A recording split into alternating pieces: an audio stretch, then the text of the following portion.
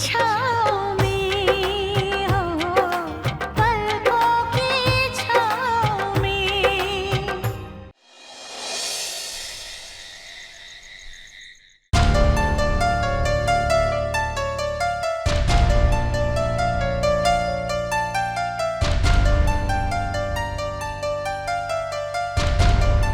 निहारिका जी जी,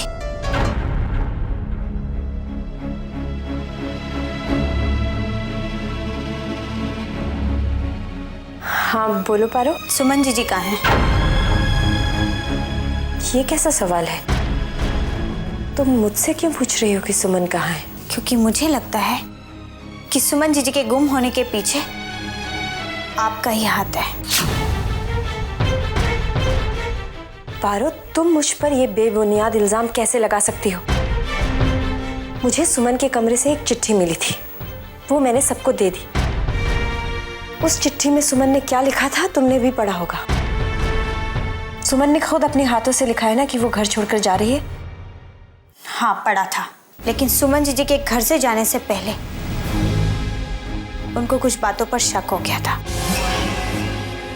उनके दिमाग में कुछ बातों को लेकर शंका भी थी, जो उन्होंने मुझसे भी कही थी। तो पारो, तुमने सुमन से उस वक्त क्यों नहीं पूछ लिया कि उसके दिल में क्या शक या शंका है? अब मुझसे ये सवाल क्यों पूछ रही हो? पता तो चल ही जाएगा, पर आप एक बात याद रखिएगा कि आप जो भी कर रही हैं ना, अगर आपने वो करना बंद नहीं किया ना,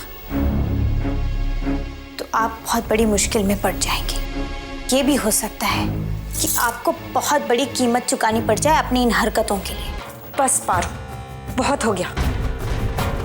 निकल जाओ मेरे कमरे से।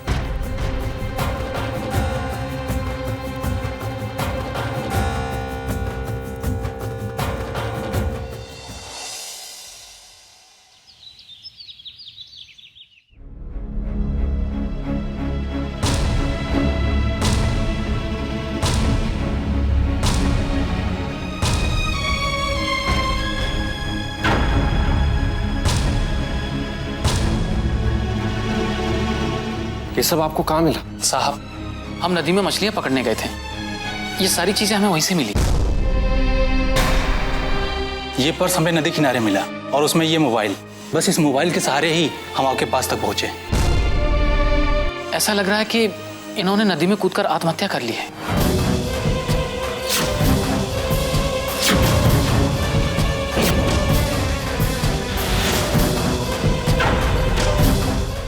नहीं नहीं, कैसे कह सकते हैं आप? देखिए, हमारा इरादा आपका दिल दुखाना बिल्कुल नहीं है, लेकिन ये सारी चीजें देखकर यही लग रहा है। और पानी की तेज बहाव की वजह से उनकी लाश शायद बहकर कहीं दूर चली गई होगी। हमें लगा कि आपको इस बात की खबर देना हमारा फर्ज है, तो हम यहाँ चले आए। अब हमें आज्ञा दीजिए।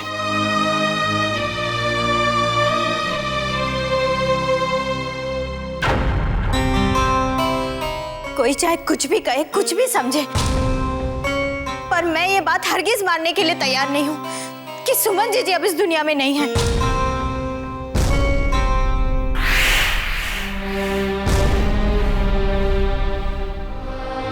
हो सकता, मैं कैसे मान लूं कि सुमन मुझे छोड़ के चली गई?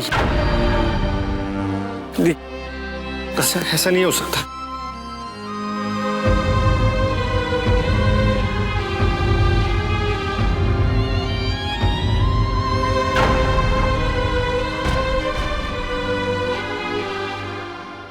देखो, अभी तक घर वालों को ये यकीन नहीं हुआ है कि सुमन मर चुकी है, इसलिए उसे कुछ दिन और अपनी कैद में रखना। समझ गए ना? जब तक घर वालों की सुमन को जिंदा देखने की उम्मीद नहीं मर जाती, तब तक उस पर नजर रखनी होगी।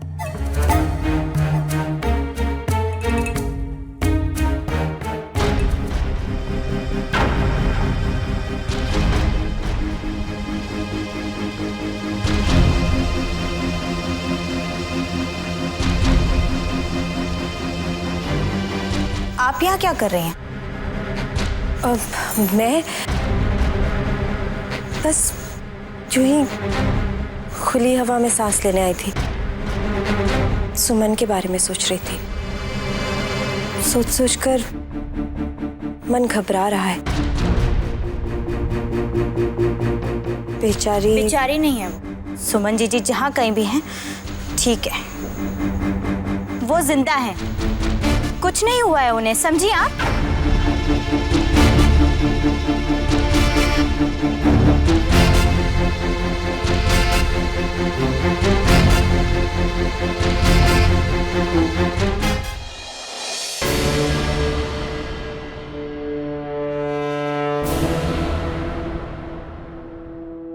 ये ले, खाना खा ले।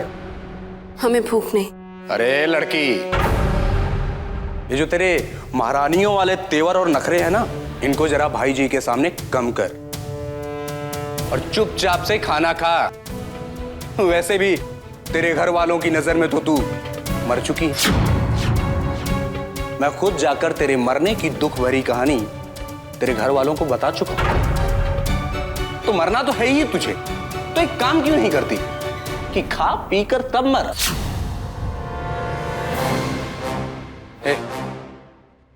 इसका ध्यान देना। खाना खा, उठा।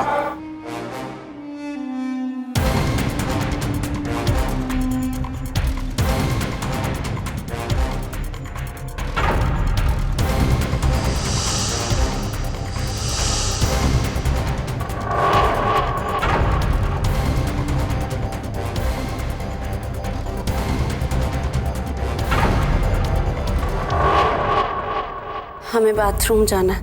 आप लोगों ने वैसे ही हमें इतनी कड़ी निगरानी में रखा है कि हम यहाँ से भाग तो सकते हैं ही नहीं, लेकिन कम से कम हमें बाथरूम तो जाने दीजिए प्लीज। ठीक है, लेकिन जब तक तुम बाथरूम में रहोगी मैं बाथरूम के बाहर खड़ा रहूंगा। ठीक है।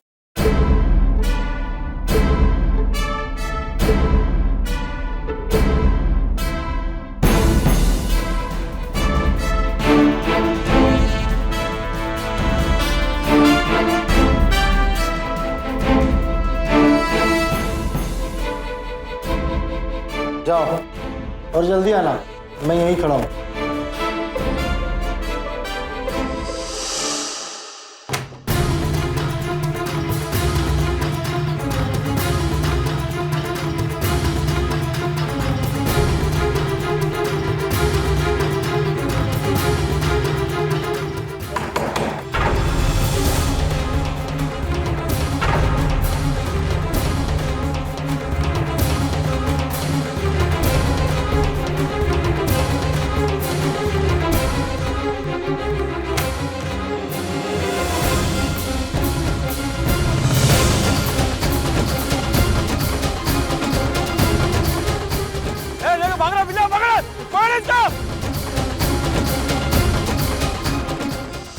दादाजी, हमें पुलिस में तो इत्तला करनी पड़ेगी। बिल्कुल सही बात है, पुलिस को तो बताना ही पड़ेगा ना। ऐसे कोई आदमी है सुमन के कपड़े लेकर आ जाएगा, उसकी चीजें दिखा देगा और हम ये मान के बैठ जाएंगे कि सुमन इस दुनिया में नहीं है। जब तक हमें सुमन की लाश नहीं मिल जाती हमें इस बात पर विश्वास नहीं करना चाहिए। आप लोगों ने मुझे भी तो मरा हुआ समझ लिया था ना, क्या हुआ? मैं सही सलामत लौट आया ना। हाँ ठीक कह रहा है करण, लेकिन सवाल यह उठता है कि अगर सुमन है तो इस वक्त कहां पर है, किस हाल में है वो?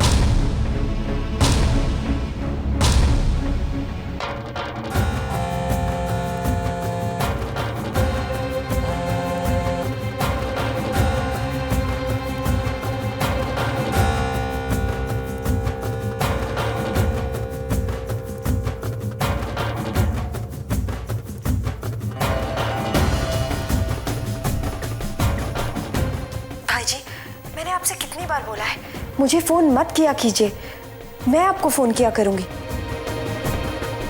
अब बोलिए क्या बात है? अरे नहीं हारिका, वो सुमन यहाँ से भाग गई है। क्या?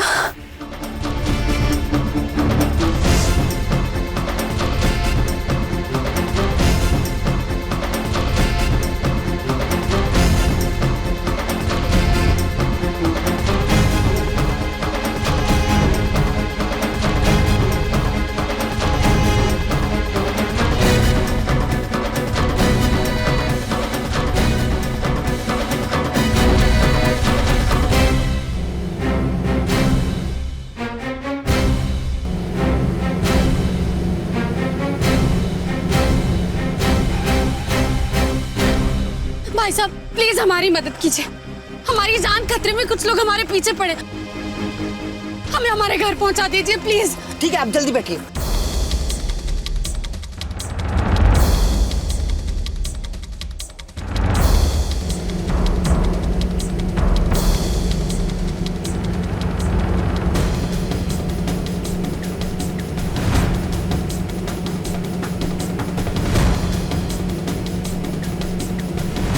बस भैया रोकिए रोकिए,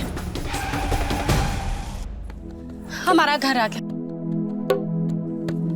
भैया आपका बहुत बहुत शुक्रिया, हम आपका एहसान कभी नहीं भूलेंगे। कोई बात नहीं बहन जी, आप ठीक से जाइए।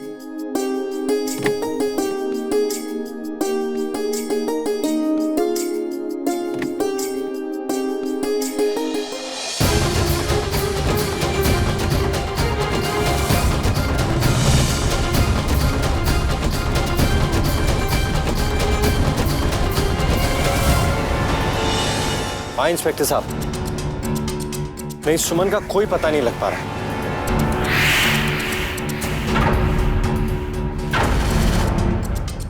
हाँ हाँ ठीक है, आप हैं ना वहां पर? जी मैं आ रहा हूँ पुलिस स्टेशन रिपोर्ट लिखवाने। जी जी कल से कोई पता नहीं लग पा रहा। ठीक है मैं बस आई। Okay thank you.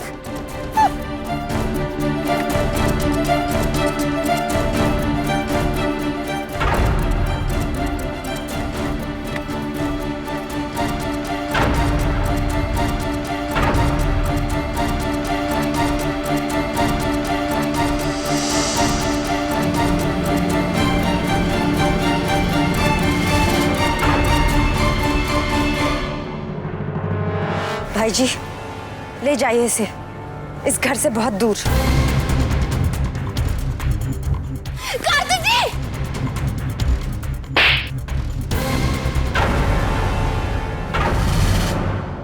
अपने आप को बहुत होशियार समझती हो ना तुम?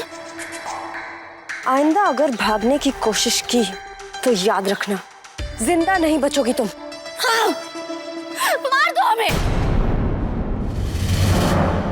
जो करना है कर लो, लेकिन एक बात याद रखना, ऊपर वाला तुम्हारे हर पाप का हिसाब रखेगा। हम अभी मजबूर हैं इसलिए कुछ कर नहीं सकते, पर याद रखना वो मजबूर नहीं है, वहां देर है अंधेर नहीं। भाई जी ले जाइए इसे, ये कुछ ज्यादा ही बोल रही है, इस पे हमें और भी नजर रखनी पड़ेगी। कार्तिक जी पुलिस स्टेशन गए, इसकी गुमशुदगी की रिपोर्ट लिखवाने, हमें और भी सावधान रहना होगा। बस अब इसकी चिंता आप मत कीजिए। चल चल।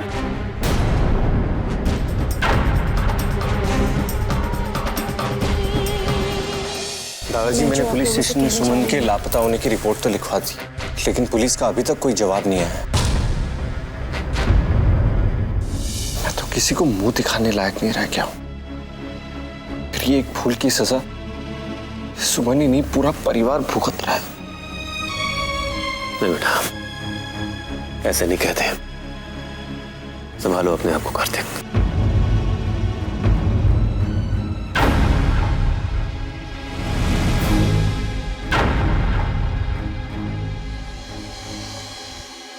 मैं जानती हूँ पहले ही ये परिवार एक मुश्किल समय से गुजर रहा है, लेकिन मैं माफी चाहती हूँ। मैं जो आप लोगों से कहने जा रही हूँ वो मेरी मजबूरी है। ये बात मैं छुपा कर भी नहीं छुपा सकती।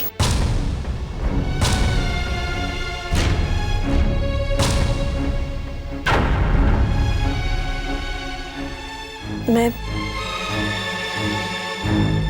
मां बनने वाली हूँ।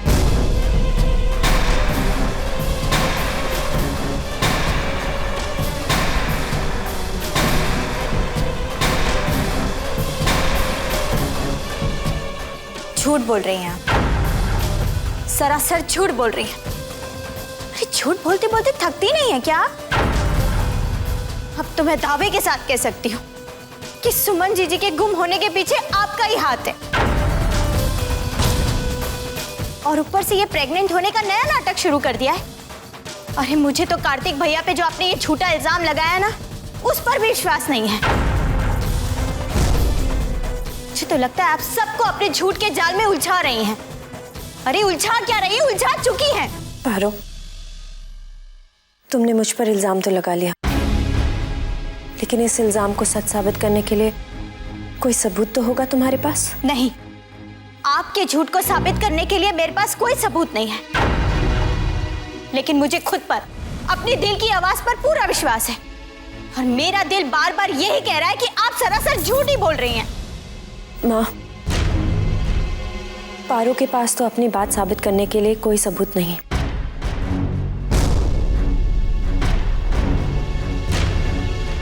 लेकिन मेरे पास मेरा सच साबित करने के लिए सबूत है। ये डॉक्टर की रिपोर्ट।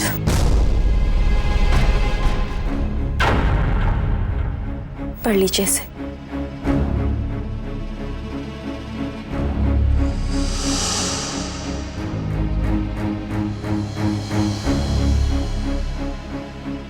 अपना सच साबित करने के लिए मैं कुछ भी करने को तैयार हूं, ताकि किसी को मुझ पर उंगली उठाने का मौका न मिले। मैं कभी नहीं चाहती थी कि मेरे सामने ऐसे हालात पैदा हों, पर मैं क्या करूं? मैं बदनसीब। मुझे शायद सुख और खुशियां रास ही नहीं आती। उस दिन मेरी कलाई का कटना एक हादसा नहीं था, मैंने अपनी नस काटी थी। मैं मर जाना चाहती थी। फिर मैंने ये घर छोड़कर जाने की कोशिश की, लेकिन मेरी किस्मत मुझे वापस यहाँ ले आई। अब मेरी बदनसीबी और मेरा सच सब आपके सामने है। आप लोगों का जो भी फैसला होगा मैं स्वीकार कर लूंगी। अगर आप मुझे इस बच्चे को खत्म करने के लिए भी कहेंगे ना, तो मैं उफ तक नहीं करूंगी।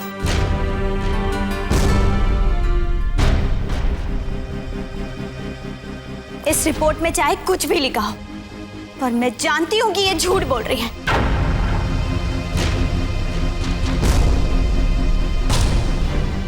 और मैं इस बात की तह तक जाकर ही रहूंगी।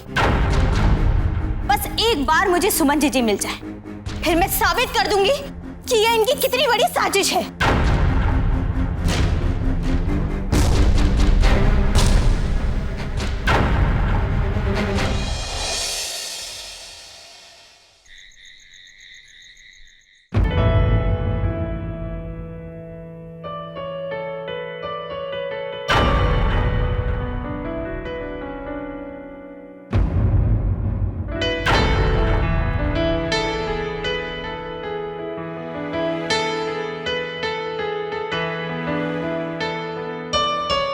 कार्तिक जी, मैं जानती हूँ आप इस वक्त किस कश्मकश से गुजर रहे हैं।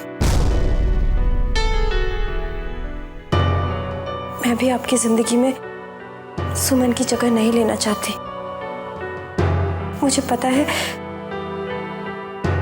सुमन आपकी जिंदगी में क्या मायने रखती है, और मुझे ये भी विश्वास है कि सुमन जिंदा है। आपके दिल में, आपकी यादों में वो तो जीवन भर जिंदा रहेगी। हमारी ये शादी तो सिर्फ एक मजबूरी है, बस एक नाम की शादी होगी, ताकि हमारी एक भूल का परिणाम जो मेरी कोख में पल रहा है, उसे एक नाम, एक पहचान मिल जाए। मैंने अपने पति विक्रम की आंखों में हमेशा एक दर्द देखा है। उन्हें जिंदगी भर एक पिता का नाम, एक पहचान नहीं मिली। कार्तिक जी, मैं नहीं चाहती कि मेरे इस बच्चे को भी वही सब भुगतना पड़े जो विक्रम ने भुगता था। मैं नहीं चाहती कि इस बच्चे के साथ भी वही कहानी दोहराई जाए। निहारिका जी, मैं आपकी हर बात से सहमत हूं। मेरी बस आपसे एक ही विनती है, कोई भी फैसला लेने से पहले मुझे सुमन का इंतजार करना पड़ेगा, क्योंकि अपनी जिंदगी का इतना बड़ा फैसला उसे बताए बिना नहीं ले सकता, क्योंकि आपने ठीक कहा है, मेरे दिल में सुमन की जगह कोई नहीं ले सकता।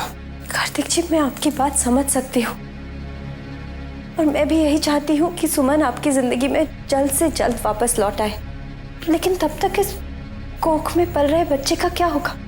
क्या ये बिना पिता के नाम के, बिना किसी पहचान के इस कोख में पलता रहेगा? हमारी इस नाम की शादी से आपके और सुमन के रिश्ते में कोई फर्क नहीं पड़ेगा। जब सुमन इस घर में वापस लौट आएगी, मैं आपके सामने भी नहीं आऊंगी। मैं इस घर के किसी अंधेरे कोने में अपनी पूरी जिंदगी बिता दूंगी। कार्तिक जी, मुझे अपनी कोई परवाह नहीं है, पर इस मासूम पर एक एहसान कर दीजिए कि ये जिंदगी भर सर उठाकर जी सके।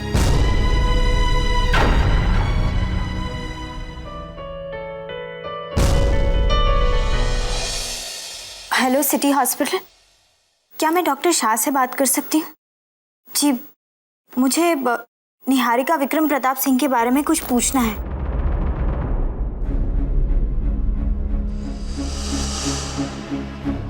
तो क्या मैं डॉक्टर शाह से पर्सनली मिल सकती हूँ? ओह, थैंक यू। पारो, ये सब क्या है? तुम ये सब क्यों कर रही हो? अरे, बिना किसी सबूत के निहारिका भाभी पर इल्जाम लगाना ठीक नहीं। तुम्हारा शक गलत भी तो हो सकता है ना? नहीं करण, मेरा शक गलत नहीं है और मैं इस बात को साबित कर ही रहूंगी। सुमन जीजी मेरे लिए बड़ी बहन से भी बढ़कर है और मैं किसी को भी अपनी बहन की जिंदगी के साथ खिलवाड़ नहीं करने दूंगी। मैं निहारिका जीजी के झूठ को बेनकाब कर ही रहूंगी।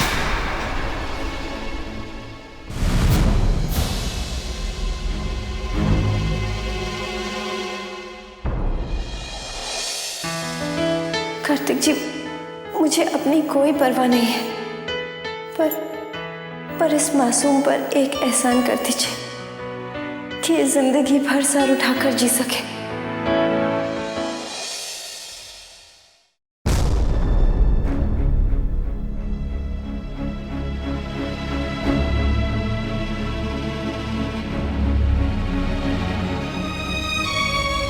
हम तो खुद से ये सवाल पूछते पूछते थक गए कि अपना पत्नी धर्म निभाने में हमसे कहाँ चूक हो गई,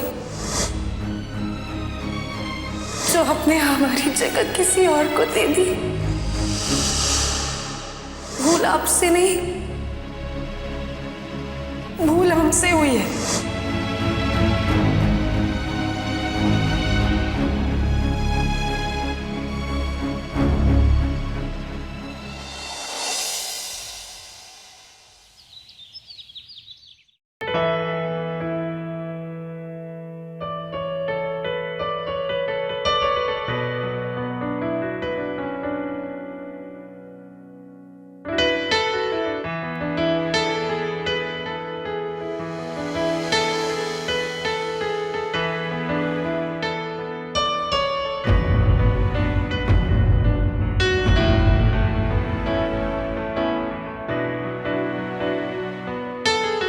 कार्तिक बेटा, इस समय तुम्हारे दिल पर क्या बीत रही है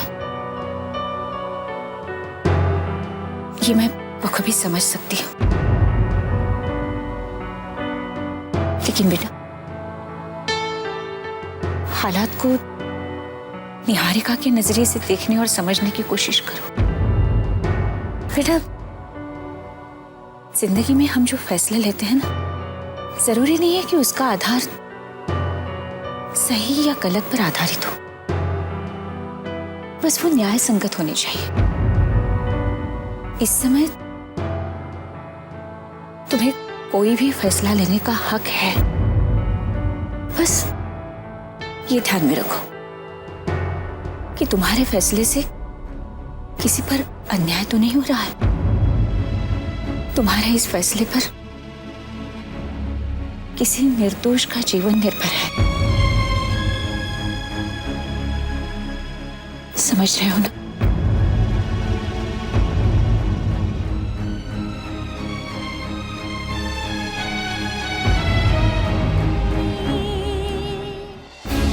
मरी नहीं वो।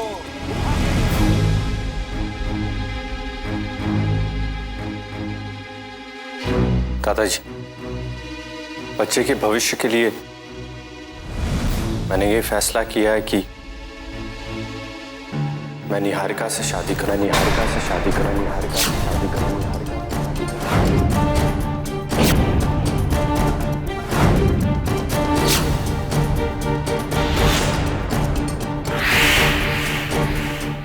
भैया,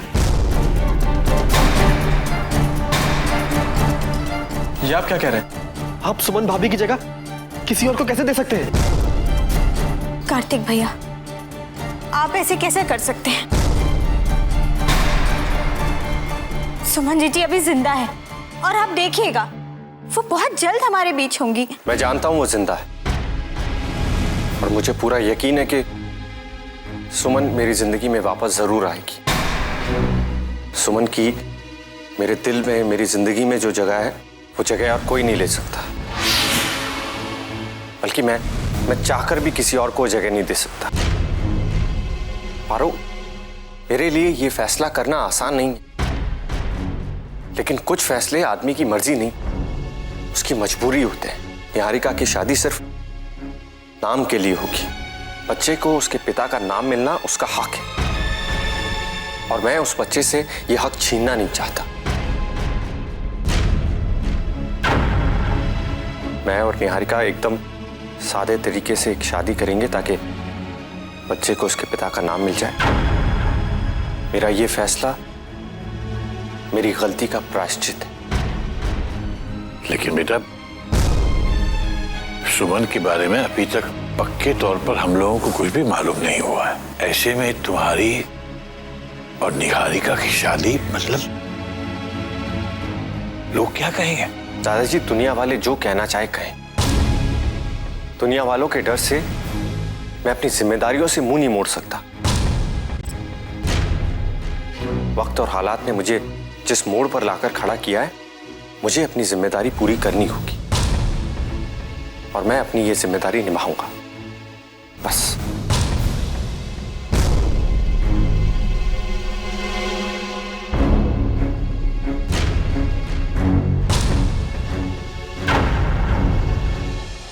माँ, ये क्या अनर्थ होने जा रहा है? कार्तिक भैया को रोकिए, वो भावना में बहकर बहुत ही गलत फैसला करने जा रहे हैं। मैं दावे के साथ कह सकती हूँ कि निहारिका जी जो भी कह रही हैं, जो भी कर रही हैं, उसमें रत्ती भर भी सच्चाई नहीं। मुझे तो पहले से उन पर शक था कि निहारिका जी सुमन जी को बस किसी ना किसी तरीके से नुकसान पहुंचाना चाहती हैं। देख लिया आपने, निहारिका जी तो कार्तिक भैया की जिंदगी में सुमन जी की जगह लेने चाहती हैं। पारो, निहारिका पर बेबुनियाद इल्जाम मत लगाओ। देखो, कार्तिक और सुमन की तरफ वो भी हालात की शिकार हुई है और उस हालात का कार्तिक खुद को दोषी दे रहा है। मैं अपने कार्तिक को जानती हूँ, वो फैसला कर चुका है, अपने फैसले से पीछे कभी नहीं हटेगा और उसके इस फैसले को वो अपना प्रायश्चित समझ रहा है।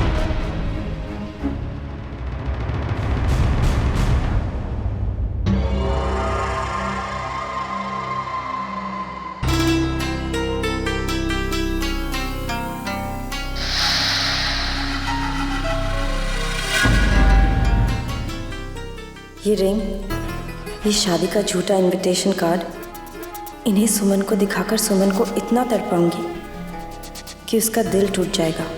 सुमन, मैंने ये रिंग तो हूबहू वैसी ही बनवाई है जैसी कार्तिक ने तुम्हें सगाई पे पहनाई थी।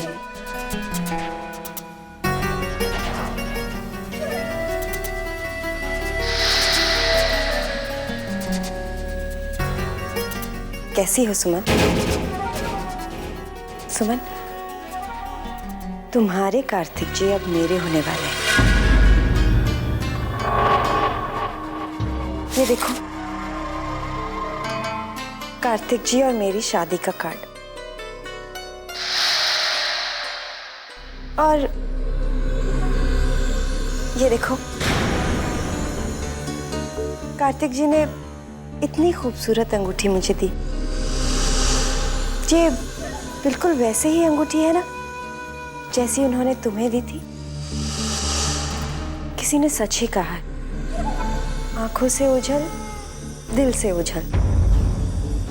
अभी तुम्हारे मरने की खबर को 2 दिन नहीं हुए, तुम्हारी मौत का मातम शुरू ही हुआ था कि कार्तिक जी और सब घर वाले शादी की शहनाई बजवाने के लिए तैयार हो गए।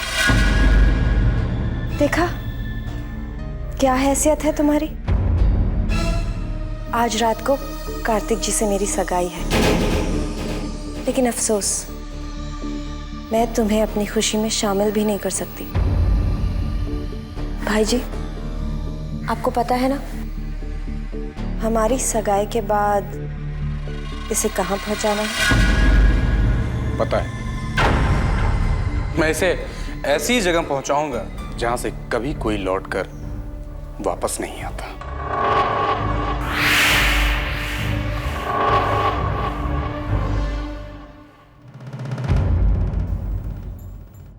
चलिए।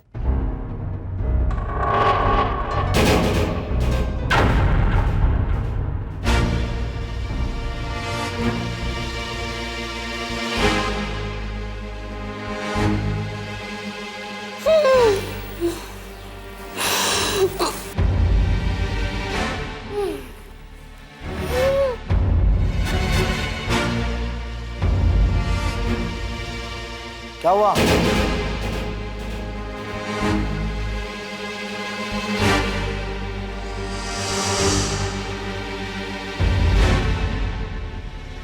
अरे ये तो सांस ही नहीं ले रही।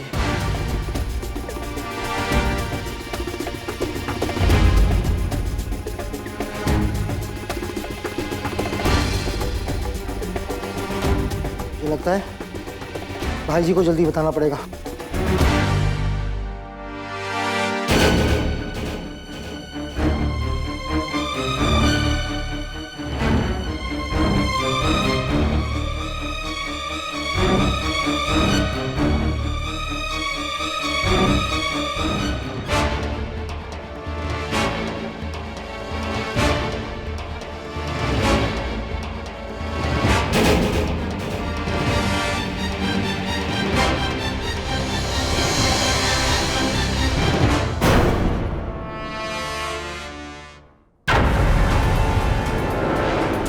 कहाँ गई वो?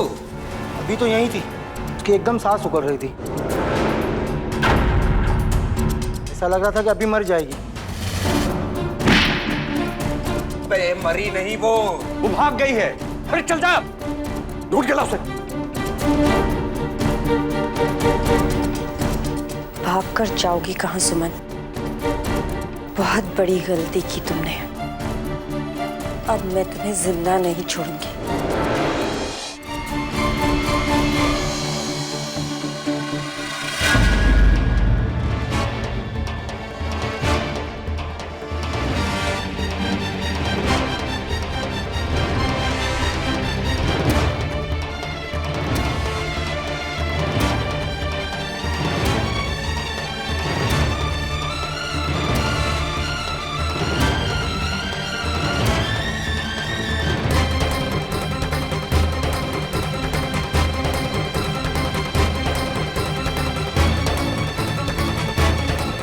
सुमन, रुक जा सुमन।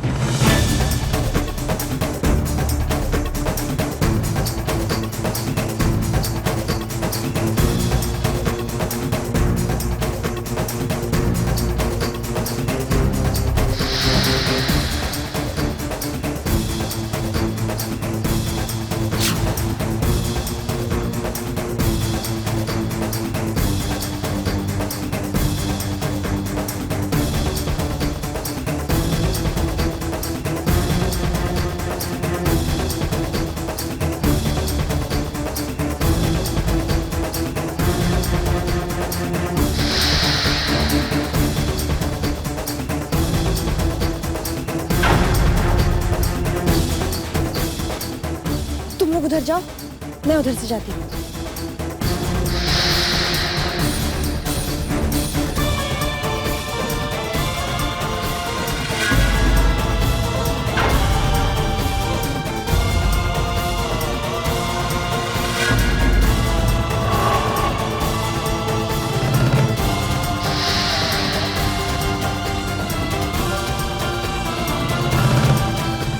सुमन, रुक जाओ।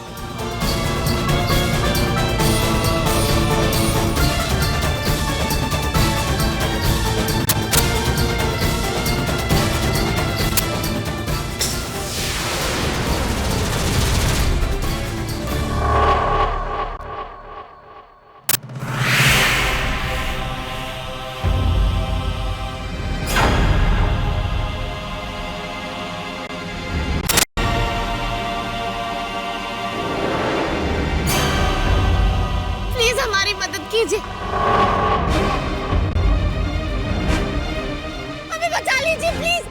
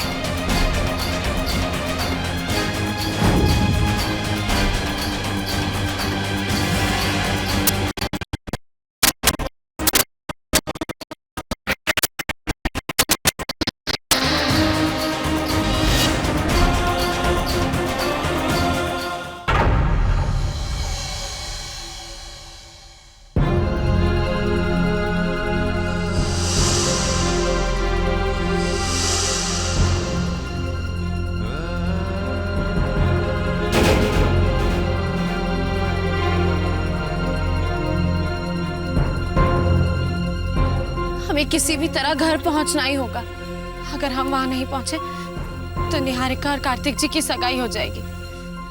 लेकिन सगाई से पहले हमें वहां पहुंचकर निहारिका के झूठ का पर्दाफाश करना होगा घर वालों के सामने।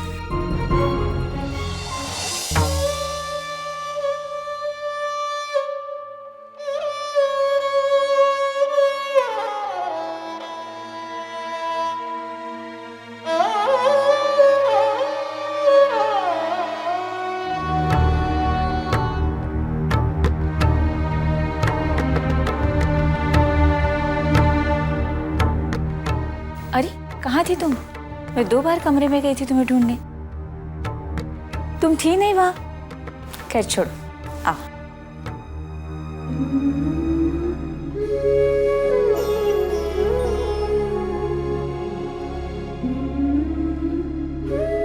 ताई जी, मैं मंदिर गई थी भगवान से आशीर्वाद मांगने और इस घर की शांति के लिए प्रार्थना करने।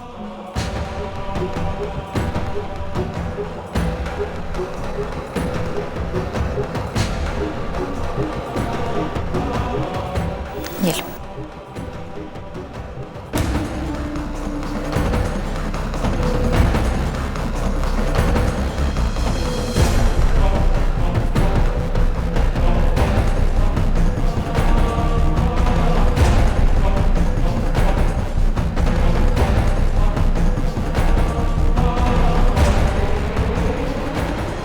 रुक जाइए कार्तिक जी।